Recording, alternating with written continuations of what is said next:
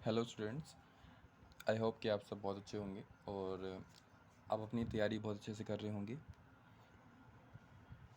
तो मैं आपको बताना चाहता हूँ कि जब भी आप वीडियो देखें, ठीक है, तो उस टाइम पर मेक श्योर कि आप नोट्स बनाते रहें साथ साथ अपने, क्योंकि जब हम अपनी हैंड राइटिंग में नोट्स लिखते हैं, कुछ लिखते हैं, तो उसका इम्प्रेशन हमारे माइंड पे पड़ता है और वो चीज़ें हमें लॉन्ग टाइम तक याद रहती हैं। ठीक है, और साथ में अगर आप अपने हाथ से नोट बनाएंगे तो उसमें अगर आपको कोई कहीं से पॉइंट मिल गया तो सेम आप उसको वहाँ पर मेंशन कर सकते हैं, जिससे कि आपको इजी रहेगी। ठीक है, और साथ में रिवीजन भी बहुत अच्छे से हो जाता है अगर हम खुद से अपने नोट्स बनाते हैं तो। ठीक है, आज का जो हमारा टॉपिक है वो हम स्टार्ट कर रहे हैं टाइप्स ऑफ केमिकल रिएक्शंस की। केमिकल रिएक्शन कितने प्रकार की होती हैं, रासायनिक जो अभिक्रियाएँ होती हैं कितनी तरह की होती हैं। ठीक है, सबसे पहले स्टार्ट करते हैं। During a chemical reaction atoms of one element do not change into those of another element।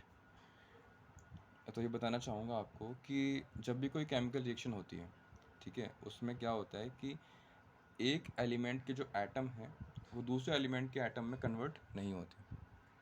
ठीक है, वो ना तो वो एटम डिसअपियर होते हैं मिक्सचर से, ना ही वो अपीयर होते हैं कहीं से भी। ठीक है, जितने एटम्स किसी भी एलिमेंट के रिएक्शन होने से पहले थे वही सेम एटम्स रिएक्शन होने के बाद भी होते हैं। ठीक है, मतलब पहले, बिफोर एंड आफ्टर वो बराबर रहते हैं, उसमें कुछ भी चेंज नहीं होता। ठीक है, अगला पॉइंट आता है chemical reactions involve breaking and making of bonds between atoms to produce new substance. तो नया सब्सटेंस बनता कैसे है? वो बनता है जो बॉन्ड्स होते हैं उनके टूटने और जुड़ने से। ठीक है, एक जगह से जो बॉन्ड होगा वो टूटेगा और दूसरी जगह जा कर के वो जुड़ जाएगा, इससे बनते हैं प्रोडक्ट। ठीक है, ओके। तो अब हमारा जो पॉइंट आता है वो है कॉम्बिनेशन रिएक्शन की। संयोजन अभिक्रिया क्या होती है उसको समझते हैं, बहुत इजी है। ठीक है, और चारों ही जो रिएक्शंस हैं यहाँ पर वो बहुत इंपॉर्टेंट है और काफ़ी क्वेश्चन इनसे पूछे जाते हैं। तो कॉम्बिनेशन रिएक्शन हम पढ़ते हैं। The reaction in which a single product is formed from two or more reactants is known as combination reaction. मतलब वो रिएक्शन जिसमें एक सिंगल प्रोडक्ट बनता है दो या दो से ज़्यादा रिएक्टेंट्स की हेल्प से, उसको बोलते हैं हम कॉम्बिनेशन रिएक्शन। या फिर इसका एक और ऑल्टरनेटिव है यहाँ पर, अगर आप चाहें तो उसको भी जो आपको ईजी लगे आप वो याद रख सकते हैं। ठीक है, दोनों ही करेक्ट हैं। किसी में भी अगर आप एग्ज़ाम में कोई सी भी लिख देते हैं इक्वेशन तो कोई दिक्कत नहीं होने वाली, आपको फुल मार्क्स मिलेंगे। When to or more substances elements या compounds combine to form single product, such a reaction is called combination reaction। ठीक है, जब दो या दो से ज़्यादा सब्सटेंस केमिक एलिमेंट्स या कंपाउंड जब जुड़ते हैं और जुड़ करके वो एक सिंगल प्रोडक्ट अगर बना रहे हैं तो उसको बोलते हैं हम कॉम्बिनेशन रिएक्शन। जैसे अगर हम यहाँ पर देखें तो कैल्शियम ऑक्साइड था, ठीक है,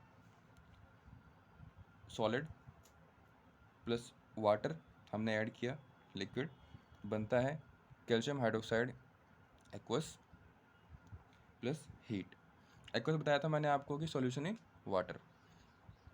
कैल्शियम ऑक्साइड को बोलते हैं हम बिन बुझा हुआ चूना, और कैल्शियम हाइड्रोक्साइड को बोलते हैं हम स्लेट लाइम या बुझा हुआ चूना। ठीक है, इसको अच्छे समझने के लिए कि ये इक्वेशन हुई कैसे है, ये रिएक्शन हुई कैसे है, हम बुक से पढ़ते हैं एक्टिविटी 1.4। ओके, अपनी एनसीईआरटी बुक ओपन कर लीजिएगा। उसमें देखते हैं कि सबसे पहले take a small amount of calcium oxide or quick lime in a beaker. कि आपने एक स्मॉल अमाउंट ली है कैल्शियम ऑक्साइड की एक बीकर में, और आपने धीरे धीरे क्या किया, उसमें वाटर ऐड करना स्टार्ट किया। ठीक है, उसके बाद क्या ऑब्ज़र्व करना है आपको कि आपको टच करना है बीकर को, जिससे डायग्राम में दिखाया हुआ है इस तरह से। And do you feel any change in temperature. तो क्या होगा कि आप टेम्परेचर में चेंज कुछ फील करेंगे। ठीक है, तो इस रिएक्शन में होता क्या है, देखिए, calcium oxide reacts vigorously with water. कि बहुत तेज़ी से, विगोरसली मतलब होता है बहुत तेज़ी से रिएक्शन करता है वाटर के साथ में टू प्रोड्यूस सिलेक्ट लाइम, बुझा हुआ चूना बनाता है वो, जिसको बोलते हैं हम calcium hydroxide, releasing a large amount of heat, और जिससे कि बहुत ज़्यादा अमाउंट में हीट निकलती है। ओके, तो कुछ और एग्जांपल समझ लेते हैं इसके। जैसे बर्निंग ऑफ कोल होता है, ठीक है, तो जब इसको बर्न करते हैं तो कार्बन होता है सॉलिड है, ठीक है, और जलने के लिए चाहिए ऑक्सीजन, जो गैसेस फॉर्म में होती है, गिव्स CO2। ये भी एक कॉम्बिनेशन रिएक्शन का एग्जांपल है। अगला होता है formation of water from H2 and O2, ठीक है, तो H2 gas plus O2 gas gives H2O liquid. हमने क्या किया, यहाँ पर बैलेंस कर रहे हैं इसको, तो O2 यहाँ पर 2 था, यहाँ पर 1 है, हमने 2 से मल्टीप्लाई कर दिया, ठीक है। उसके बाद क्या करेंगे कि जब ऑक्सीजन बैलेंस हो चुका है, आप देखते हैं हम हाइड्रोजन को, तो यहाँ पर 2 2 ज़ा 4, यहाँ पर हाइड्रोजन 4 है, यहाँ पर भी हम 2 से मल्टीप्लाई कर देंगे तो 2 2 ज़ा 4 हो जाएगा ये भी। तो अभी हाइड्रोजन भी बैलेंस हो चुका है एंड ऑक्सीजन भी बैलेंस हो चुका है। ओके, और अब मैं बताना चाहूँगा आपको कि अगर आप अपनी बुक ओपन करेंगे पेज नंबर 7 पे, तो वहाँ पर एक कॉलम बना हुआ है ऊपर राइट टॉप कॉर्नर पे, डू यू नो करके, ठीक है। कुछ ऐसे पॉइंट्स होते हैं जो हमें लगता है कि इम्पोर्टेंट नहीं है एग्ज़ाम पॉइंट ऑफ व्यू से, बट एग्जामिनर वहीं से क्वेश्चन पुटअप कर देते हैं, और जब ऐसा होता है तो हमारे पास कोई ऑप्शन नहीं होता, अगर हमने नहीं पढ़ा उसको तो हमें वो स्किप करना पड़ जाता है, जो कि स्किप करने लायक नहीं होता, ठीक है। और काफ़ी इंटरेस्टिंग चीज़ें होती हैं जो अगर कहीं इस कॉर्नर में लिखी होती हैं या फिर कोई ऐसे पॉइंट्स लिखे होते हैं तो आपको समझना चाहिए उनको।